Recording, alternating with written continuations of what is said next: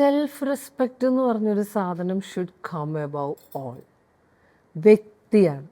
ആ വ്യക്തിക്ക് സമാധാനം ഇല്ലെങ്കിൽ, ആ വ്യക്തിക്ക് ആരോഗ്യമില്ലെങ്കിൽ, ആ വ്യക്തിക്ക് ഒരു ഉറച്ച അടിസ്ഥാനമില്ലെങ്കിൽ അതിൻ്റെ ചുറ്റിനുമുള്ള എല്ലാം നശിച്ചു പോകും.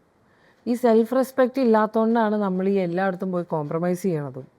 ആ സെൽഫ് റെസ്പെക്റ്റ് ഇല്ലാത്ത സ്ഥലങ്ങളിലാണ് ഈ പറഞ്ഞ ബാക്കിയുള്ള നെഗറ്റീവ് ഇമോഷൻസ് കൊണ്ട് നമ്മൾ ആൾക്കാരെ ഇട്ട് കുഴപ്പിക്കണത്.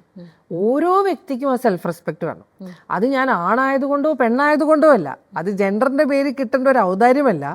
ഞാൻ ഇന്ന ആളായതുകൊണ്ടും ഞാൻ ഇത്രയും ജീവിതം ജീവിച്ചിട്ടുള്ളത് കൊണ്ടും ഞാനിപ്പോൾ ഒരു കല്യാണം കഴിക്കാൻ പ്രാപ്തയാണെന്നുള്ള ബോധം വരണമെങ്കിൽ നമുക്ക് അങ്ങനത്തെ ഒരു വെർത്ത് ഫീൽ ചെയ്യണം. സെൽഫ് വേർത്ത്. അവിടെ നിന്ന് നമുക്ക് ആ ഒരു റെസ്പെക്റ്റ് കിട്ടിക്കഴിഞ്ഞാൽ നമ്മൾ അനാവശ്യമായിട്ട് ബെൻഡ് ഡൗൺ ചെയ്യില്ല. നമുക്ക് ആദ്യത്തെ അടിയിൽ നിന്ന് തന്നെ നമുക്ക് മനസ്സിലാവും, ഓക്കെ അടി കിട്ടിയെന്നുള്ളത്. അതിൽ വേറെ ഒരു ക്ലാരിറ്റി കുറവും ഉണ്ടാവില്ല.